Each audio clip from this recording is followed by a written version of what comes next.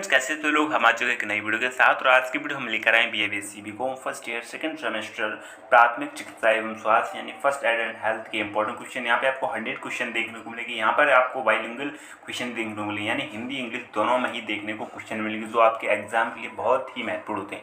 ये जो आपका पेपर है आपका, जैसे कि फर्स्ट सेमेस्टर में आपका था फूड न्यूट्रिशन एंड हाइजीन, लेकिन इसमें आपका क्या है फर्स्ट एड एंड हेल्थ यानी प्राथमिक चिकित्सा एवं स्वास्थ्य है, और ये आपका अनिवार्य पेपर होता है। इसीलिए आप इन प्रश्नों को जरूर पढ़ के जाइए। 100 क्वेश्चन आपके एग्जाम में जरूर फंसेंगे, पूरे के पूरे क्वेश्चन। इन क्वेश्चनों को जरूर पढ़ के जाइए, बहुत ही महत्वपूर्ण है। इंग्लिश हिंदी दोनों में यहाँ पे आपको देखने को मिलेगी। चलो देख लेते हैं प्रश्नों को, यहाँ से शुरू करते हैं। पहला क्वेश्चन यहाँ पे दिया है, क्या है कि यदि घायल व्यक्ति सदमे में है, क्या पूछा है कि यदि एक घायल व्यक्ति सदमे में है तो उसके साथ कैसा व्यवहार करना चाहिए। तो यहाँ पे आपको ऑप्शन दिए गए हैं। आपका पहला है उसे समझाना चाहिए, उसे सांत्वना देनी चाहिए, उपयुक्त दोनों सही है या उपयुक्त में कोई नहीं। तो याद रखना दोनों ऑप्शन यहाँ पे सही है, ए और बी। उसे समझाना चाहिए और उसे सांत्वना देनी चाहिए, तो यानी ऑप्शन नंबर हमारे यहाँ पे सी हो जाएगा, ऑप्शन नंबर सी। ठीक है, यहाँ पे आप देखेंगे राइट साइड आपको यहाँ पे आंसर भी इसके दिखाई देंगे, आप इसे नोट कर सकते हैं। यहाँ पे बहुत ही क्वेश्चन इंपॉर्टेंट है, क्योंकि आपके एग्जाम में ऐसे ही क्वेश्चन आते हैं और ये भी क्वेश्चन आपके एग्जाम में आएंगे। तो देख लेते हैं नेक्स्ट क्वेश्चन। यहाँ पे हम नेक्स्ट क्वेश्चन यहाँ पे दिया है, किसी घायल व्यक्ति को या रोगी को प्राथमिक चिकित्सा कब दी जाती है। किसी घायल व्यक्ति को या रोगी को प्राथमिक चिकित्सा कब दी जाती है। तो याद रखें डॉक्टर के आने से पहले, ऑप्शन नंबर यहाँ पे आपका ए सी हो जाएगा। नेक्स्ट क्वेश्चन यहाँ पे इंग्लिश और हिंदी में आप यहाँ पे देखेंगे तो इंग्लिश में भी दिया है, आप हिंदी इंग्लिश दोनों में ही रीड कर सकते हैं। यहाँ पे थर्ड क्वेश्चन यहाँ पे कैरोटिड आर्टरी कहाँ स्थित होती है। तो कैरोटिड आर्टरी कहाँ स्थित होती है, गर्दन के बीच या गर्दन के कोने में कान के नीचे। तो ऑप्शन नंबर यहाँ पे आपका बी सी हो जाएगा, गर्दन के कोने में कान के नीचे। नेक्स्ट क्वेश्चन देख लेते हैं यहाँ पे क्वेश्चन नंबर 4। यहाँ पर इंग्लिश में भी आप पढ़ते जाएंगे। अगर आप इंग्लिश में पढ़ना पसंद करते हैं, आप इंग्लिश में एग्जाम देना चाहते हैं, तो आप इंग्लिश में ही रीड कर सकते हैं। यहाँ पे जैसे कि कोई क्वेश्चन होता है हिंदी में समझ में नहीं आता है, तो इंग्लिश को भी रीड करें तो आसानी से क्वेश्चन का आंसर भी पता चल जाता है। क्योंकि कुछ क्वेश्चन ऐसे होते हैं जो हिंदी में समझने में प्रॉब्लम होती है, लेकिन इंग्लिश में आसानी से आप समझ जाते हैं। इसके बाद नेक्स्ट क्वेश्चन देख लेते क्वेश्चन नंबर 4। शरीर के, यहाँ पूछा शरीर के में गर्मी होती है, नहीं आपका यहाँ रिक्त स्थान फिलअप करना है। तो याद रखना शरीर की रुधिर में गर्मी अधिक होती है, यानी गर्मी होती है। ठीक है, तो रुधिर मतलब आपका ब्लड होता है, उसमें शरीर के ब्लड में या रुधिर में गर्मी होती है। ऑप्शन नंबर हमारा यहाँ पे ए हो जाएगा। आगे चलते हैं, नेक्स्ट क्वेश्चन देख लेते हैं। यहाँ पे क्वेश्चन नंबर 8 और क्वेश्चन नंबर 5 यहाँ पे दिया है। ठीक है, यहाँ पे पूछा है कि चिकित्सक को रोगी से संबंधित किन किन विवरणों का पता होना चाहिए। तो चिकित्सक को जो रोगी से संबंधित किन किन विवरणों का पता होना चाहिए। देखो मलमूत्र, पसीना, जीभ, पीड़ा और भूख, प्यास और उपयुक्त सभी, यानी ऑप्शन नंबर हमारा डी सी हो जाएगा। कोई भी रोगी आता है और चिकित्सक यानी जो डॉक्टर होता है उसे उस जो रोगी होता है इसके बारे में जानकारी होना, तभी तो उसके बारे में पता लगाए कि कौन सी समस्या है, इसे क्या है, भूख लगती है नहीं लगती है, या पसीना निकलता है, या इसके जीभ का स्वाद कैसा है, पीड़ा कहाँ दर्द होता है। तो ये सारी जानकारी होना चाहिए चिकित्सक को। ठीक है, ऑप्शन नंबर हमारे यहाँ पे डी सी हो जाएगा, उपयुक्त सभी। नेक्स्ट क्वेश्चन है यहाँ पे क्वेश्चन नंबर 6 पूछा है, बच्चों में कौन से रोग सामान्य हैं। तो बच्चों में कौन से रोग सामान्य हैं, डायरिया, निमोनिया, उपयुक्त दोनों। तो ऑप्शन नंबर यहाँ पे आपका सी हो जाएगा, उपयुक्त दोनों, डायरिया और निमोनिया। ऑप्शन नंबर हमारा यहाँ पे बी सी हो जाएगा। नेक्स्ट क्वेश्चन देख लेते हैं क्वेश्चन नंबर 7, और यहाँ पे पूछा है कि जख्मों को साफ करने के पश्चात मरहम पट्टी में प्रयोग आने वाली दवा कौन सी है। तो जख्मों को साफ करने के बाद मरहम पट्टी यानी पश्चात मरहम पट्टी में प्रयोग आने वाली दवा होती है आपका बेटाडीन। तो बेटाडीन आपका ऑप्शन है यहाँ पे आपका बी सी हो जाएगा, बेटाडीन। ठीक है, नेक्स्ट क्वेश्चन देख लेते हैं यहाँ पे क्वेश्चन नंबर 8। क्वेश्चन नंबर 8 कह रहा है कि एक स्वस्थ व्यक्ति का हृदय धड़कता है। तो एक स्वस्थ व्यक्ति हृदय धड़कता है 72 बार, यानी 72 टाइम्स जो व्यक्ति का हृदय धड़कता है। ठीक है, ऑप्शन नंबर यहाँ पे आपका डी सी हो जाएगा। नेक्स्ट क्वेश्चन देख लेते हैं क्वेश्चन नंबर 9, और यहाँ पे पूछा है कि शरीर का ताप बढ़ने पर बढ़ जाती है, तो क्या बढ़ जाती है। तो याद रखना ऑप्शन नंबर यहाँ पे सी सी हो जाएगा, नाड़ी व श्वास दोनों की गति तेज हो जाती है। नाड़ी व श्वास दोनों की गति तेज हो जाती है। ऑप्शन नंबर यहाँ पे सी हो जाएगा। आगे चलते क्वेश्चन नंबर 10 यहाँ पे देख लेते हैं। कह रहा है कि हाथ कब कब धोने चाहिए। तो आपको बताना है हाथ कब कब धोने चाहिए। पहला ऑप्शन है यहाँ पे खाना खाने से पहले और बाद, हाँ बिल्कुल सही है। सेकंड ऑप्शन है छींकने, खांसने व नाक साफ करने के बाद, बिल्कुल सही है। नेक्स्ट क्वेश्चन ऑप्शन है हमारा बीमार तथा घायल को छूने से पहले व बाद में। तो यहाँ पर भी ये सही है, ऑप्शन नंबर हमारा सी भी सही हो जाएगा। तो ऑप्शन नंबर यहाँ पे डी सी हो जाएगा। ये सभी ऑप्शन नंबर हमारा यहाँ पे डी सी हो जाएगा। आगे चलते क्वेश्चन नंबर 11 देख लेते हैं। यहाँ पर पूछा है कि घायल व्यक्ति को सीपीआर कब देना चाहिए। तो घायल व्यक्ति को सीपीआर कब तक देना चाहिए, ठीक है, 10 मिनट तक या 15 मिनट तक या जब तक वह मुंह खोलकर सांस नहीं लेता। तो ऑप्शन नंबर यहाँ पे सी हो जाएगा। याद रखना, जब तक आपको उस घायल व्यक्ति को सीपीआर देना चाहिए जब तक कि वह अपना मुंह खोलकर सांस ना लेने लगे, ठीक है। तो यहाँ पे ऑप्शन नंबर सी हो जाएगा। अगला क्वेश्चन यहाँ पे देख लेते हैं हम, क्वेश्चन नंबर 12, और यहाँ पर पूछा है कि पल्स यानी नाड़ी की जांच करने के लिए कितना समय लगता है। तो याद रखना ऑप्शन नंबर यहाँ पे आपका सी हो जाएगा। 5 से 10 सेकेंड का ही समय लगता है, ठीक है, कितना 5 to 10 सेकेंड। ऑप्शन नंबर यहाँ पे सी हो जाएगा। नेक्स्ट क्वेश्चन यहाँ पे है एंटासिड सिरप किस काम आता है। तो एंटासिड सिरप किस काम आता है। तो याद रखना किसके काम आता है, पेट में जलन और वदहम जमी। ऑप्शन नंबर यहाँ पे आपका यहाँ पे सी हो जाएगा। किस प्रकार से आप देखेंगे यहाँ पे हिंदी में लिखा है जुकाम, सर्दी जुकाम, एलर्जी, बुखार, ठीक है। तो यहाँ पे देखें पेट में जलन जिसे कहते हैं बदम जमी या एसिडिटी। ऑप्शन नंबर यहाँ पे आपका सी हो जाएगा। आगे चलते हैं नेक्स्ट क्वेश्चन देखते हैं। तो क्वेश्चन नंबर 14 यहाँ पे पूछा है कि 4 से 7 वर्ष के बालक की नाड़ी की गति प्रति मिनट होती है। तो 4 से 7 वर्ष के बालक की नाड़ी की प्रति गति कितनी होती है। तो याद रखो 90 से 100 बार धड़कती है, मतलब 100 बार ये नाड़ी जो चलती है आप जब महसूस करते हैं, ठीक है। तो कितने बार, 90 से 100 बार। ऑप्शन नंबर हमारे यहाँ पे सी हो जाएगा। नेक्स्ट क्वेश्चन देख लेते हैं। यहाँ पे क्वेश्चन नंबर अगला यहाँ पे दिया है 15। यहाँ पूछा है कि रोगी या घायल को कृत्रिम सांस कब दी जाती है। रोगी या घायल को कृत्रिम सांस जब दी जाती है जब वह स्वयं सांस ना ले पा रहा हो। कब, जब वह स्वयं सांस ना ले पा रहा हो। ऑप्शन नंबर यहाँ पे आपका बी सी है। आगे चलते हैं क्वेश्चन नंबर 16। साफ करने के पश्चात जख्म की मरहम पट्टी में प्रयोग आने वाली दवा। अभी ये क्वेश्चन अब आया था, ठीक है। तो मैंने आपको बताया था क्या था, बीटाडीन क्रीम। तो यहाँ पे आपका बीटाडीन क्रीम ऑप्शन नंबर, उसमें आपको बीटाडीन ही लिखा था ऊपर, अभी यही क्वेश्चन आया था, वो इंग्लिश में लिखा था, यहाँ पे आपको उसका प्रोनाउंसिएशन दे दिया है हिंदी में करके। साफ करने के पश्चात जख्म की मरहम पट्टी में प्रयोग आने वाली दवा होती है बीटाडीन। ऑप्शन नंबर यहाँ पे आपका डी सी हो जाएगा। आगे चलते हैं नेक्स्ट क्वेश्चन देख लेते हैं। यहाँ पे क्वेश्चन नंबर 17। क्वेश्चन यहाँ पे दिया है कि मरीज का या घायल व्यक्ति को किस प्रकार रखना चाहिए। तो मरीज या घायल व्यक्ति को किस प्रकार रखना चाहिए, आरामदायक स्थिति में, कर होश में। तो ये ऑप्शन आपका सही हो जाएगा। और सभी यहाँ पर सही दिया है, क्योंकि आरामदायक स्थिति में गर्म रहना चाहिए, मतलब जो रक्त होता है वो गर्म होता है। अगर वो रक्त ठंडा हो जाएगा तो व्यक्ति की मृत्यु भी हो सकती है, ठीक है। तो ऐसी कंडीशन होती है। तो यहाँ पे याद रखना ऑप्शन नंबर आपका डी सी हो जाएगा। और होश में भी रखना चाहिए। कोई व्यक्ति मरीज कोई जैसे कि कोई घायल हो जाता है, चोट लग जाती है, तो उसे जिंदा रखना काफ़ी ज़्यादा होता है, क्योंकि उसकी आंखें बंद हो जाती हैं, तो थोड़ा मुश्किल होता है इसे बचाना, ठीक है। और यहाँ पे ऑप्शन नंबर आपका डी यहाँ पे सही हो जाएगा। आगे चलते क्वेश्चन नंबर 18। यहाँ पर दिया है घायल व्यक्ति की जान बचाना किसका मुख्य लक्ष्य है। तो घायल व्यक्ति की जान बचाना यहाँ पे प्राथमिक चिकित्सा का लक्ष्य है, क्योंकि डॉक्टर आने से पहले प्राथमिक चिकित्सा की जाती है। तो ऑप्शन नंबर यहाँ पे आपका ए से हो जाएगा। नेक्स्ट क्वेश्चन है क्वेश्चन नंबर 19। बेहोशी में जीव यानी बेहोशी में जो आपकी जिह्वा होती है वो किस स्थिति में होती है। तो याद रखना गले के पिछले भाग में गिर जाती है। ऑप्शन नंबर यहाँ पे आपका बी से हो जाएगा। आगे जाते क्वेश्चन नंबर 20 पर यहाँ पूछा है कि अगर कोई हड्डी टूट गई हो तो मरीज को सीधा कर दर्द कम करने का प्रयास करना चाहिए। ऑप्शन नंबर यहाँ पर भी 20 हो जाएगा। आगे जाते क्वेश्चन नंबर 21 और यहाँ पर पूछा है कि आपका डिजिटल थर्मोमीटर किस काम आता है। तो डिजिटल थर्मोमीटर किस काम आता है। तो ताप मापने के हेतु। ऑप्शन नंबर यहाँ पे आपका ए से हो जाएगा, ताप मापने हेतु। आगे चलते हैं नेक्स्ट क्वेश्चन देख लेते हैं। यहाँ पे क्वेश्चन नंबर 22। यहाँ पूछा विश्व स्वास्थ्य संगठन ने किस तारीख को ग्लोबल हैंड वॉशिंग डे घोषित किया था। तो 15 अक्टूबर को। ऑप्शन नंबर यहाँ पे आपका बी से हो जाएगा। नेक्स्ट क्वेश्चन यहाँ पे क्वेश्चन नंबर 23। खुले हाथों में किस संक्रमण का खतरा होता है। तो खुले हाथों में आपका जो हेपेटाइटिस बी या सी और यहाँ पे HIV एड्स, ये तीनों आपकी संभावना होती हैं। तो ऑप्शन नंबर यहाँ पे आपका डी से हो जाएगा। आगे जाते क्वेश्चन नंबर 24। यहाँ पूछा है स्ट्राइल कॉज का क्या अर्थ है। तो यहाँ पूछा है स्ट्राइल कॉज का क्या है। तो यहाँ पे याद रखना पट्टी है। ऑप्शन नंबर यहाँ पे आपका बी से हो जाएगा। स्ट्राइल कॉज आपकी एक पट्टी है। ऑप्शन नंबर यहाँ पे आपका बी से हो जाएगा। आगे जाते क्वेश्चन नंबर यहाँ पे आपका 25 पूछा है एक बच्चे के शरीर का ताप ज्ञात करने के लिए थर्मामीटर कहाँ लगाना चाहिए। तो बगल में। ऑप्शन नंबर यहाँ पे आपका बी से हो जाएगा। नेक्स्ट क्वेश्चन नंबर 26, श्वास ग्रहण करने की दर क्या कहलाती है? तो श्वास ग्रहण करने की दर कहलाती है आपकी गति। ऑप्शन नंबर यहाँ पे आपका ए सी हो जाएगा।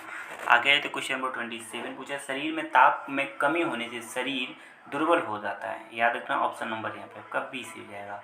आगे जाते क्वेश्चन नंबर 28 पूछा है, जिस यंत्र से शरीर का तापमान नापते हैं वो क्या कहलाता है? आपका थर्मामीटर कहलाता है। ऑप्शन नंबर आपका बी सी हो जाएगा। अगला क्वेश्चन है यहाँ पे सीपीआर का पूरा नाम क्या है? तो सीपीआर का पूरा नाम है आपका कार्डियोपल्मोनरी रिसर्सिएशन। ऑप्शन नंबर हमारा यहाँ पे ए से हो जाएगा। आगे चलते हैं, नेक्स्ट क्वेश्चन देख लेते हैं। यहाँ पे क्वेश्चन नंबर 30 पूछा है कि घायल व्यक्ति की पल्स यानी जो आपकी नब्ज होती है की जांच करने के लिए कितने सेकंड लगते हैं?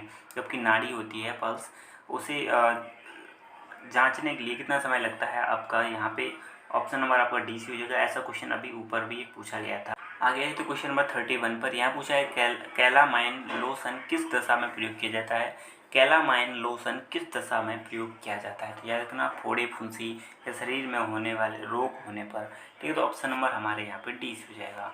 आगे चलते हैं क्वेश्चन नंबर 32 यहाँ पे देख लेते हैं। यहाँ पे दिया श्वसन क्रिया है, तो श्वसन क्रिया क्या है? श्वास भरना, श्वास रोकना, श्वास छोड़ना, ये सभी हैं। ऑप्शन नंबर हमारे यहाँ पे बी से हो जाएगा। आगे चलते हैं, नेक्स्ट क्वेश्चन देख लेते हैं। यहाँ पे क्वेश्चन नंबर 33 पूछा है, प्राथमिक चिकित्सा बॉक्स में होना चाहिए। प्राथमिक चिकित्सा जो बॉक्स होता है उसमें क्या क्या होना चाहिए? तो दर्दनाशक और दर्द निवारक दवाइयाँ होनी चाहिए, डिटॉल या सेवलॉन रुई और सेवनाल रुई और विभिन्न पट्टियाँ उपयुक्त सभी। ऑप्शन नंबर हमारा यहाँ पे डी से हो जाएगा।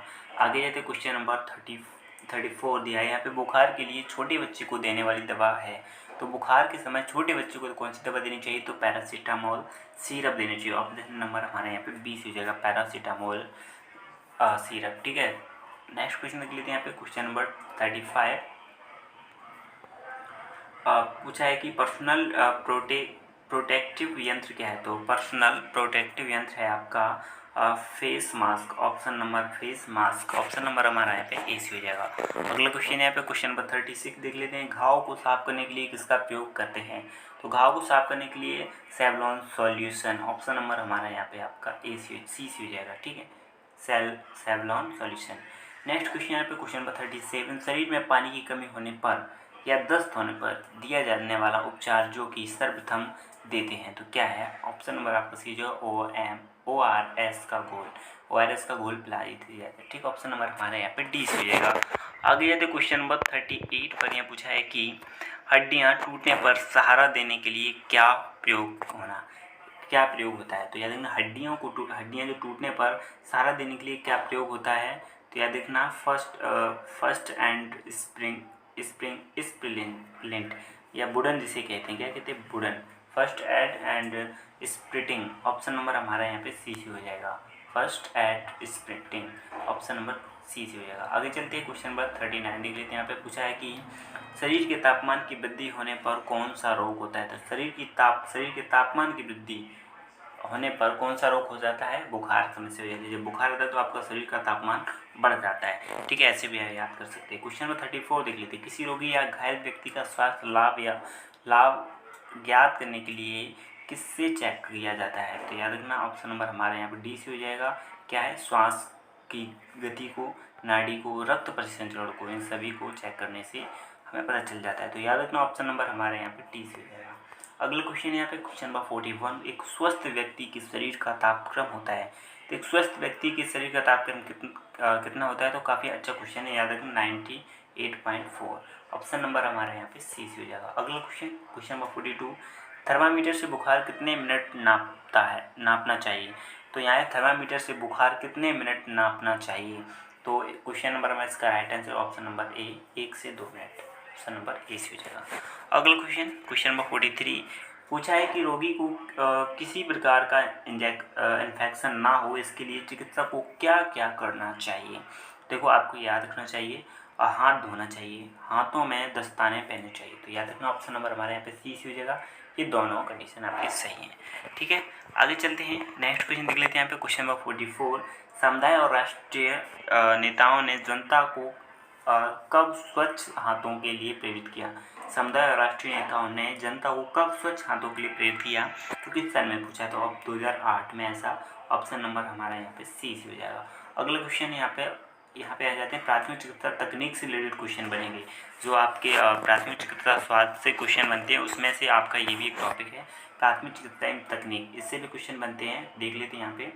ऐसे ही हर टॉपिक वाइज यहाँ पे आपको क्वेश्चन देखने को मिलेंगे। जो प्राथमिक चिकित्सा एवं स्वास्थ्य है उसमें हर एक टॉपिक से रिलेटेड क्वेश्चन बनते हैं, वो सारे आपको यहाँ क्वेश्चन देखने को मिलेंगे। अब यहाँ पे देखेंगे क्वेश्चन, यहाँ पे क्वेश्चन नंबर 45 दिया कि पट्टी कैसे बांधनी चाहिए। अभी आप तक तो 4 देखते रहे क्वेश्चन के, अब ये भी क्वेश्चन आएंगे पट्टी कैसे बांधनी चाहिए।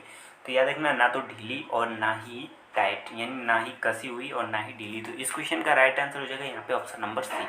अगला क्वेश्चन यहाँ पे क्वेश्चन नंबर 46 और यहाँ पूछा है पट्टियाँ कितने प्रकार की होती हैं। तो जो आपकी जो बैंडेज होती हैं वो कितने प्रकार की होती है ये पूछा है। तो ऑप्शन नंबर आपका सी हो जाएगा, 4 प्रकार की बैंडेज होती हैं। अगला क्वेश्चन यहाँ पे क्वेश्चन नंबर 47 पूछा है घाव पर बांधी जाने वाली पट्टी होनी चाहिए। तो जो घाव पर बांधी जाने वाली पट्टी होनी चाहिए, कैसी होनी चाहिए, साफ़ सुथरी, कीटाणु रहित। तो ऑप्शन नंबर हमारे यहाँ पे आपका सी हो जाएगा, साफ़ सुथरी एवं कीटाणु रहित दोनों प्रकार में। अगला क्वेश्चन क्वेश्चन नंबर 48 यहाँ पूछा है कि कौन सी गांठ खिंचाव से खुल जाती है। तो कौन सी गांठ जो खिंचाव से खुल जाती है, तो याद रखना कौन सी गांठ, चोर गांठ। तो चोर गांठ बांधनी चाहिए, तो जिससे क्या होता है खींचने से खुल जाती है। तो ऑप्शन नंबर है यहाँ पे हमारा सी हो जाएगा। अगला क्वेश्चन यहाँ पे इन सब की जानकारी होनी चाहिए, आप एक चिकित्सक डॉक्टर हैं तो ये सब जानकारी होनी चाहिए।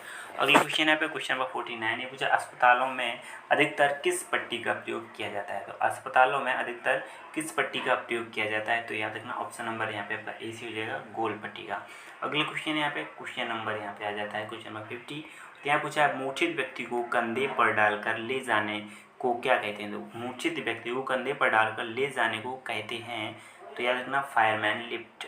ऑप्शन नंबर यहाँ पे आपका ए से हो जाएगा। अगला क्वेश्चन क्वेश्चन नंबर 51 और यहाँ पूछा है कि पाचन प्रारंभ होता है। तो पाचन प्रारंभ होता है आपके मुँह से ही प्रारंभ शुरू हो जाता है, मुँह से ही शुरू हो जाता है। ऑप्शन नंबर हमारे यहाँ पे ए से हो जाएगा। अगला क्वेश्चन देख लेते हैं क्वेश्चन नंबर 52। यहाँ पूछा है कि दुर्घटना स्थल से घायल को स्थानांतरित करने से घायल को सांत्वना मिलती है, घायल को चिकित्सा प्राप्त होती है, घायल के प्राणों की रक्षा होती है। तो ये तीनों ऑप्शन यहाँ पे सही है, इसलिए ऑप्शन नंबर हमारे यहाँ पे डी से हो जाएगा। आगे चलते हैं क्वेश्चन नंबर 53। यहाँ पूछा है किस दशा में घायल को पीठ पर लाद कर ले जाया जाता है। तो किस कंडीशन में घायल को पीठ पर लाद कर ले जाया जाता है। हड्डी टूटने की स्थिति में, ऑप्शन नंबर यहाँ पे ए। बी ऑप्शन है हड्डी ना टूटने की स्थिति में, हड्डी ना टूटने की स्थिति में, और बुखार की स्थिति में। ये कंडीशन सभी लागू हो जाती है यहाँ पे। तो ऑप्शन नंबर हमारे यहाँ पे डी से हो जाएगा, ऑप्शन नंबर डी उपयुक्त सभी। आगे चलते हैं नेक्स्ट क्वेश्चन यहाँ पे क्वेश्चन नंबर 54 में है कि रीड नॉट का प्रयोग करते हैं। तो रीफ नॉट का प्रयोग करते हैं कौन लोग, छात्र, डॉक्टर या महिलाएं या मौजी। याद रखना डॉक्टर लोग यूज़ करते हैं, ये आपका चिकित्सक है। ऐसे क्वेश्चन कॉमन होते हैं, मतलब आप समझ ही सकते हैं ऐसे क्वेश्चन। जब आप जिसका पेपर जा रहे हैं उससे रिलेटेड क्वेश्चन आएगा तो कौन सा आंसर सही हो जाएगा, डॉक्टर से रिलेटेड क्वेश्चन होगा ना। ऑप्शन नंबर यहाँ पे 20 हो जाएगा। आगे चलते हैं नेक्स्ट क्वेश्चन देख लेते हैं। यहाँ पे क्वेश्चन नंबर 55 पूछा है पट्टियों का प्रयोग क्यों करते हैं। तो आपके जो बैंडेज होते हैं उनका प्रयोग क्यों करते हैं। याद रखना घाव या चोट को ढकने के लिए। सेकेंड ऑप्शन है रक्त प्रवाह रोकने के लिए। थर्ड ऑप्शन है हमारा सूजन कम करने या ना होने देने के लिए। तो ऑप्शन नंबर हमारे यहाँ पे आपका डी से हो जाएगा। आगे चलते हैं, यानी उपयुक्त सभी ऑप्शन सही है। आगे चलते क्वेश्चन नंबर 56 पूछा है घाव पर लगाई जाने वाली दवाई है। तो जो घाव होती है उसमें कोई भी घाव होता है उसमें कौन सी दवाई लगानी चाहिए। तो बीटाडीन। तो ऑप्शन नंबर हमारे यहाँ पे आपका सी जगह कौन C, Betadine, option number C. Next question number 57 यहाँ पूछा है कि झोला या गोफन का प्रयोग किसे सहारा देने के लिए प्रयोग किया जाता है। तो याद रखना हाथ या पोशाक को। ऑप्शन नंबर हमारा बी सी हो जाएगा। आगे चलते हैं नेक्स्ट क्वेश्चन देख लेते हैं। यहाँ पे क्वेश्चन नंबर 58 पूछा है नियमित मल त्याग करने से किसका बचाव होता है। तो याद रखना यहाँ पे एडी का बचाव होता है। ऑप्शन नंबर हमारे यहाँ पे ए सी हो जाएगा। आगे चलते हैं नेक्स्ट क्वेश्चन देख लेते हैं। यहाँ पे क्वेश्चन नंबर 59 यहाँ पे कि 59 क्वेश्चन कह रहा है कि घायल के स्थानांतरण में प्रयोग की जाने वाली विधि कौन सी है। तो घायल के स्थानांतरण में प्रयोग की जाने वाली विधि है आपकी एक व्यक्ति द्वारा स्थानांतरण, जो अपनी पीठ पर लाद कर ले जा सकता है। व्यक्ति भी किसी दूसरे को बचा सकता है। सेकंड ऑप्शन यहाँ पे स्ट्रेचर द्वारा स्थानांतरण। तीसरा ऑप्शन हमारा डोली या चारपाई द्वारा स्थानांतरण। तो ऑप्शन नंबर हमारे यहाँ पे सभी सही हो जाएंगे। ऑप्शन नंबर हमारे डी सी हो जाएगा।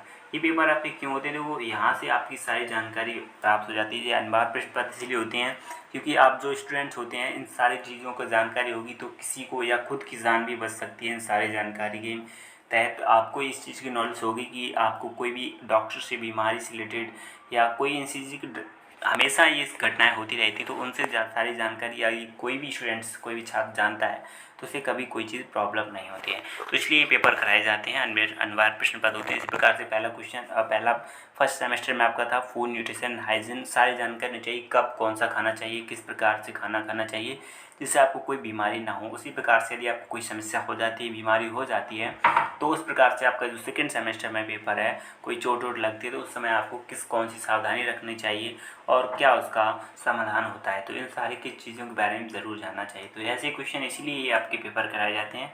अब जैसे कि बीएससी जो भी स्टूडेंट बीएससी कर रहे हैं बीकॉम में तो एनवायरमेंटल से क्वेश्चन लाए जाते, जैसे कि आपने देखा एनवायरमेंटल के कराया जाता है पर्यावरण, तो कोई भी स्टूडेंट एनवायरमेंटल से जागरूक नहीं क्या पढ़ाई करेगा तो उससे रिलेटेड ये क्वेश्चन कराए जाते हैं, ये पेपर कराए जाते हैं। ठीक है, आगे चलते हैं नेक्स्ट क्वेश्चन देख लेते हैं। यहाँ पे क्वेश्चन नंबर 60। यहाँ पे आपको एक ही उद्देश्य से नहीं पढ़ना है कि यहाँ पे सिर्फ पेपर ही देने जाना है, रट लें, उनके बारे में समझना है ताकि आप एक बार समझेंगे ना तो खुद इनको अप्लाई करेंगे तो ये क्वेश्चन आपको रटने की ज़रूरत नहीं पड़ेगी, ऑटोमेटिकली याद हो जाते हैं। ठीक है, नेक्स्ट क्वेश्चन यहाँ पे देख लेते हैं। यहाँ पे क्वेश्चन नंबर 60 पूछा है नियमित मल त्याग करने से जठरांत में किसकी समस्या हो सकती है? तो याद रखना किसकी वजह से बवासीर समस्या हो सकती है, दस्त, कब्ज या असंयम मल। ऑप्शन नंबर हमारे यहाँ पे डी होगा, ये सभी समस्या हो सकती हैं। आगे चलते हैं नेक्स्ट क्वेश्चन। यहाँ पे क्वेश्चन नंबर 61 पूछा है कि आंतों में भोजन को अलग करने का कार्य किसके द्वारा किया जाता है? तो आंतों में भोजन को अलग करने का कार्य अम्ल और बैक्टीरिया दोनों के द्वारा किया जाता है। उपयुक्त दोनों से ऑप्शन नंबर हमारे यहाँ पे सी हो जाएगा। आगे चलते क्वेश्चन नंबर 62। यहाँ पूछा है आहार में उचित मात्रा में तरल पदार्थ न लेने से क्या होता है? तो आहार में उचित मात्रा में तरल पदार्थ न लेने से कब्ज बन सकती है, गैस और भारीपन सा लग सकता है। ऑप्शन नंबर हमारे यहाँ पे डी हो जाएगा। आगे ये थे क्वेश्चन नंबर 64 पर। यहाँ पे कह रहे हैं गोल पट्टियों का प्रयोग अधिकतर कहाँ होता है? तो गोल पट्टियों का प्रयोग अधिकतर अस्पताल में होता है। ऑप्शन नंबर हमारे यहाँ ई हो जाएगा। अगला क्वेश्चन नंबर 65 और यहाँ पर पूछा है कि एक दिन में कम से कम कितनी बार मल त्याग करना चाहिए? 2 बार। ऑप्शन नंबर यहाँ बी हो जाएगा। अगला क्वेश्चन है क्वेश्चन नंबर 66 पूछा है चबाया गया खाना ग्रास नली से अंदर जाता है, ग्रास नली से पेट के थ्रू जाता है, ग्रास नली से होकर पेट में जाता है। तो ऑप्शन नंबर हमारा यहाँ पे बी हो जाएगा। आगे चलते हैं नेक्स्ट क्वेश्चन नंबर 67 और यहाँ पूछा है आंतों की मांसपेशियों क्राइम को आगे की ओर धकेलती हैं जिसे क्या कहते हैं? जिसे कहते हैं पेरिस्टेलिसिस। ऑप्शन नंबर यहाँ सी हो जाएगा। आगे चलते क्वेश्चन नंबर 68 पूछा है कि वाहक द्वारा घायल को कैसे लिटाया जाता है? तो वाहक द्वारा घायल को एकदम पेट के बल लिटाया जाता है। ऑप्शन नंबर यहाँ सी हो जाएगा। अगला क्वेश्चन नंबर 69 यदि 2 व्यक्ति घायल हो तो स्थानांतरण कैसे हो सकता है? दोनों मिलकर स्वयं। ऑप्शन नंबर बी हो जाएगा। अगला क्वेश्चन नंबर 70 समय से मल त्याग करना किसके लक्षण है? तो एक स्वस्थ व्यक्ति की। ऑप्शन नंबर यहाँ ए हो जाएगा।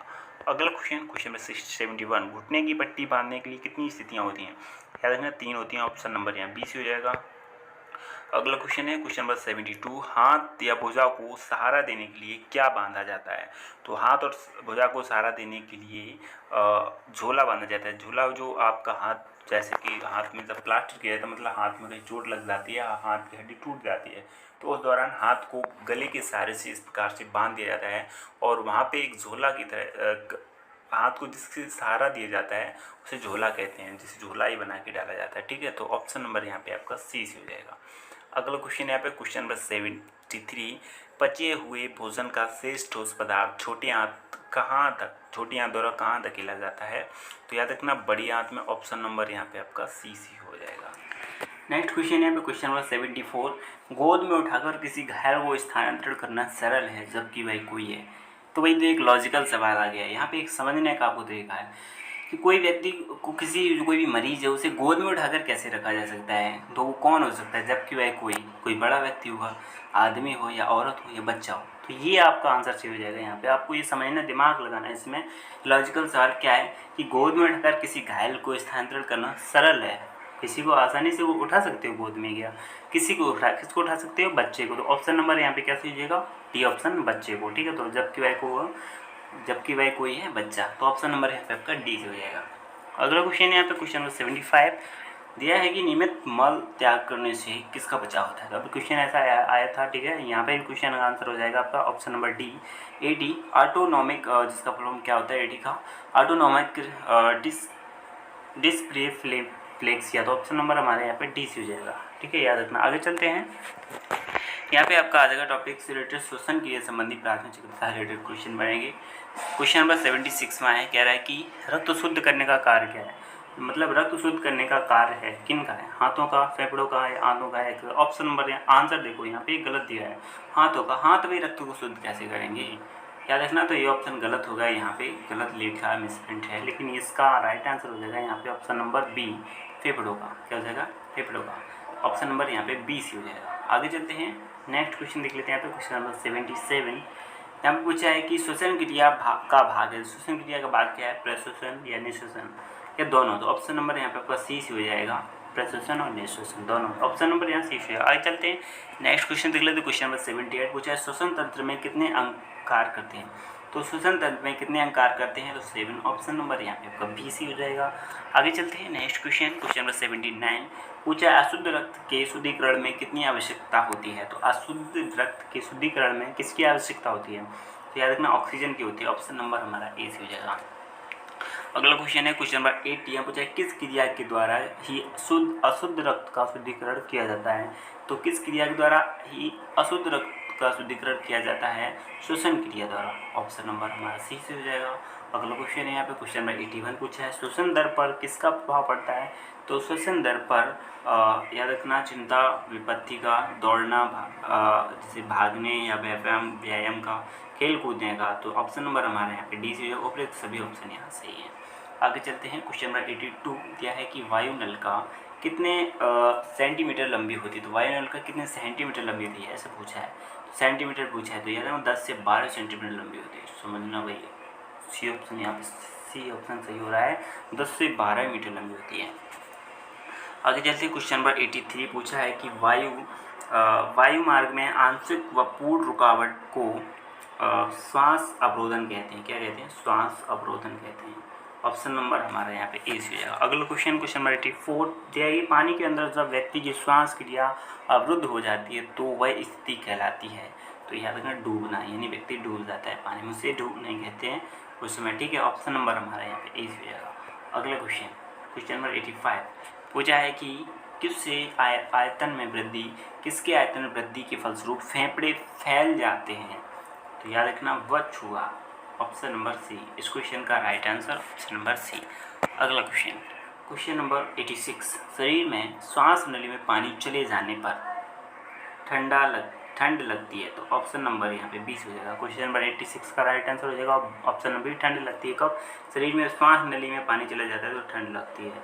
ऑप्शन नंबर यहाँ पे आपका 20 हो जाएगा। पहले भी श्वास नली में कोई भी चीज़ जाती है तो बहुत तेज खांसी आती है। मतलब कोई भी चीज़ अगर गलत जगह, कोई शरीर होता है, कोई भी चीज़ अगर आप एब्जॉर्व करते हैं तो शरीर उस चीज़ को बाहर निकालता है। जहर भी खा लेते हैं आप, जहर को भी मारने का प्रयास करता है, यानी उसके निष्क्रिय करने का प्रयास करता है शरीर। लेकिन जब ज़्यादा मात्रा में जहर होता है तो शरीर को फिर उसका लॉस हो जाता है, ठीक है। तो ये समझना है, कोई भी चीज़ चली जाती है, जब श्वास नली में कोई चीज़ जाती है तो बहुत तेज़ आपको खांसी आएगी, मतलब अंदर से वो बाहर निकालने का प्रयास कर रहा है। तो यही समस्या होती है जब ज़्यादा ही चला जाता है पानी, जैसे कि आप पानी में डूब रहे हैं तो उस कंडीशन में होता है तो आपको ठंड लगती है। तो ऑप्शन नंबर यहाँ 20 हो जाएगा।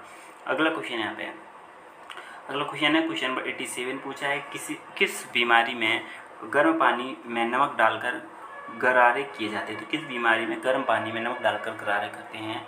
तो गले में सूजन होती है तो उस कंडीशन में आप नमक में पानी डालकर गरारे करेंगे तो उससे आपको थोड़ी राहत मिलती है। तो ऑप्शन नंबर यहाँ 20 हो जाएगा। अगला क्वेश्चन नंबर 88 यहाँ पे पूछा है कि गले में सूजन होने की आशंका ज़्यादातर किस मौसम में होती है। तो ठंडे मौसम में, सर्दियों में इस समस्या हो जाती है। ऑप्शन नंबर ए से हो जाएगा। अगला क्वेश्चन नंबर 89 पूछा है कि गले में सूजन होने पर तकलीफ और ना बढ़े इसके लिए कैसा भोजन करना चाहिए। तो गर्म व नरम भोजन करना चाहिए। ऑप्शन नंबर यहाँ ए से हो जाएगा। अगला क्वेश्चन नंबर 19 पूछा है कि मनुष्य को श्वास लेने में कठिनाई कब होती है।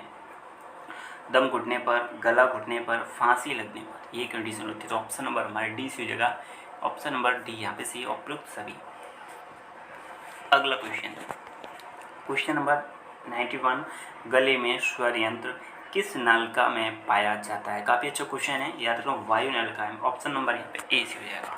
नेक्स्ट क्वेश्चन नंबर 92, खाना खाते समय वायु नलिका को किसके द्वारा बंद कर दिया जाता है? तो याद रखना, काफ़ी अच्छा क्वेश्चन है, कई बार ये आपके एग्जाम में पूछा जा चुका है। बहुत अच्छा क्वेश्चन है कि खाना खाते समय वायु नलिका को किसके द्वारा बंद कर दिया जाता है। कॉम्पिटिटिव एग्जाम में भी क्वेश्चन ऐसा पूछा गया है। तो खाना खाते समय जो वायु नलिका को किसके द्वारा बंद कर दिया जाता है, याद रखना है उपजिह्वा। ऑप्शन नंबर हमारे यहाँ पे बी से हो जाएगा, उपजिह्वा, option number B. Next question चलते हैं।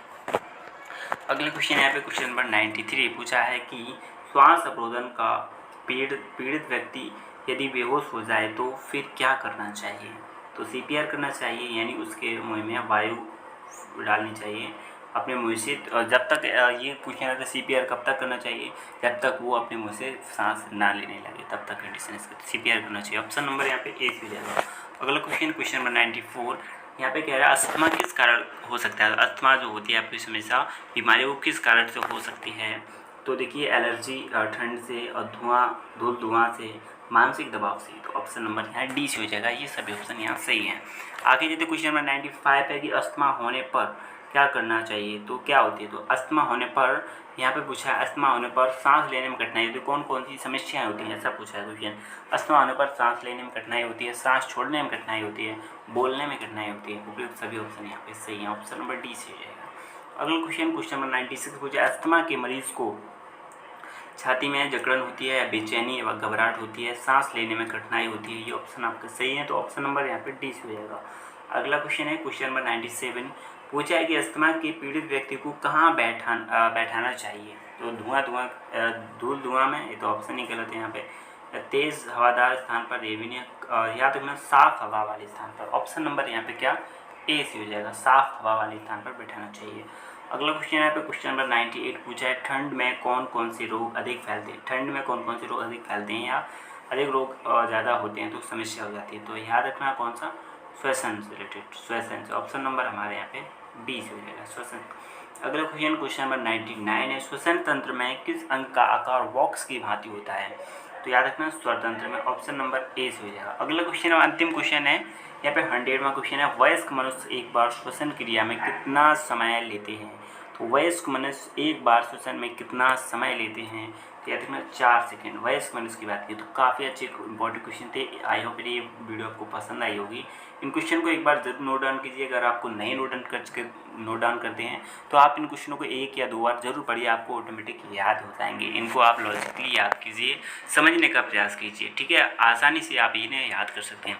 आई होप आप ये वीडियो आपको पसंद आई होगी। अगर वीडियो पसंद आई है तो वीडियो को लाइक कर दीजिए, चैनल पर नए तो चैनल को सब्सक्राइब कर लीजिए। मिलते हैं एक नेक्स्ट वीडियो में, तब तक के लिए नमस्कार।